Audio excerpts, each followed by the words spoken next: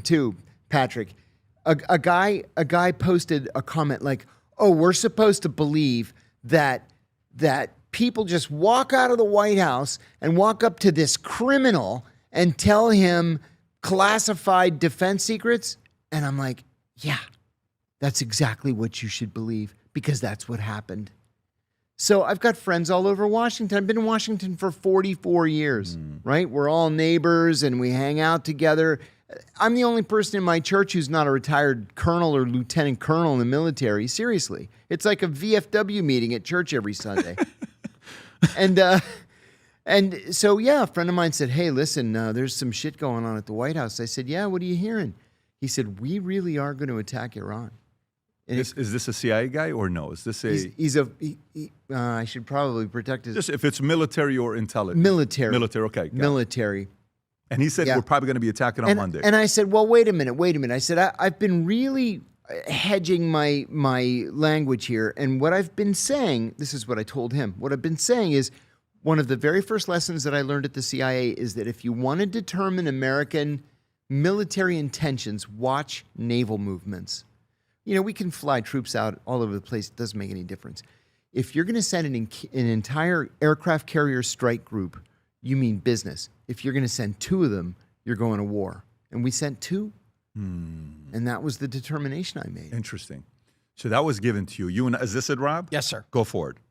I have a friend, former CIA officer, who was at the White House this morning talking to his friends. And he says that a decision has been made to attack Iran on Monday or Tuesday. The president yesterday gave the Iranians 10 days to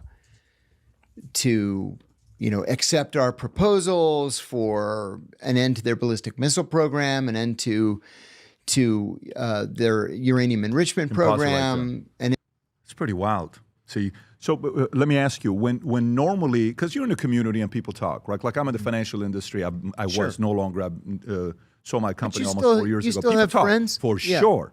So when that happens, because there's 2 different ways of leaking information. The one information is leaking where it's like, talk about it, drop it. One information is, John, please don't say this to anybody else. Right. Which one was this? I think this was, please don't say this to anybody else, to him. To him. Because this was real military planning.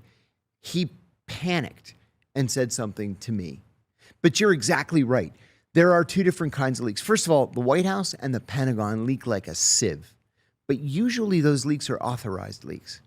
Let's get an idea what public opinion's going to be. That's right. Let's just see what the networks say if we do X. Yep. That's not what this That's been happening for decades. This is just don't tell anybody, and you ended up sharing it, and then ended up being right. So the guy, and this isn't Joe Kent that you were talking. Oh no, you and I've Joe never don't met have Joe Kent. You and Joe don't have a relationship. No, that would be an interesting podcast of the 2 of you guys. I would enjoy that very much, because you know what I did as soon as he went public, I called a producer that I know.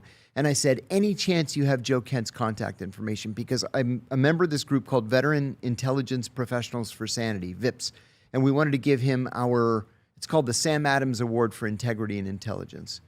And so she sent me his info, and we gave him the award. Beautiful. But I've never spoken to the man. So what do you think where we are now? So if that was then that this is happening, is there any talks today of this coming to an end? Because there was supposed to be a ceasefire. All right, let's do ceasefire.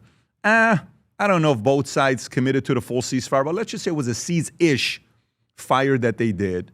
Yesterday at 4:45 in the morning, our time, Iran attacks 3 ships. They seized 2 of them. One is from Panama. I think one of them's from Greece, if I'm not mistaken. I think it is. So they take that, and then President Trump is like, the ceasefire is continuing indefinitely. What does that really mean? The negotiations are going back and forth. Where do you think we are today? I think the situation is unique because Donald Trump is president. Donald Trump has this innate ability to spin things better than any previous president, I believe. I could actually see Donald Trump saying in a nationally televised announcement, we won, it's all over, we're coming home. I could see that happening. I'm not saying it's going to happen tomorrow, but I could see it ending that way. Now, with that said, I think that this is one of those times where we need to let the diplomats do what they're trained to do. We have not made great use of the Omanis. We've not made great use of the Qataris or the Algerians. I mean, these are all countries that we work through over the course of decades to carry out diplomatic communications with Iran. I think the bottom line is we have one idea of what we want from Iran, but the Israelis have a different idea. You notice, for example, the president announces a ceasefire in Lebanon, and boom, 24 hours later, the Israelis bomb. It's because we have competing interests. You know, there's this old saying in Washington, there's no such thing as permanent friends, just permanent interests. Well, our interests diverge with those of the Israelis on some of these issues, specifically Iran and Lebanon. So I think really, Patrick, the bottom line is at the end of this, we're going to end up with something that looks very much like the JCPOA. And we're just going to say, we won. It's all over. We have this agreement. Peace is at hand. I think the real sticking point is going to be what to do with the uranium that's already been enriched, even if it's only 60% or 80% or whatever it is it happens to be. The American position is that they have to give it to us. The old position was they could transfer it to China, the United Arab Emirates, Saudi Arabia. We've changed our position on that. It has to come to us. They won't send it to us. That's going to be a sticking point. But otherwise, you know what? I think that this conflict has also brought to light some American weaknesses.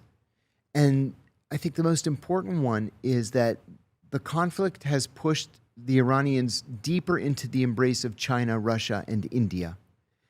All four of them are BRICS countries. We also know that there are rumblings of a unified BRICS currency. It's probably 30 years down the road, but it's going to happen one of these days. I think this conflict is going to make it happen a little bit more quickly, and that's going to further weaken the United States. So if, for example, the international community either drops the petrodollar or begins buying oil in yuan, we're screwed. It's going to have a long-term deleterious effect on the American economy. And I think that this conflict pushed things in that direction. Yeah, and behind closed doors, China apparently got caught sending a ship. Yeah. Where the president said they send them a gift. What's in the gift? Well, it's secret. I can't tell you what's in the gift, but it was what? Chemical, missile,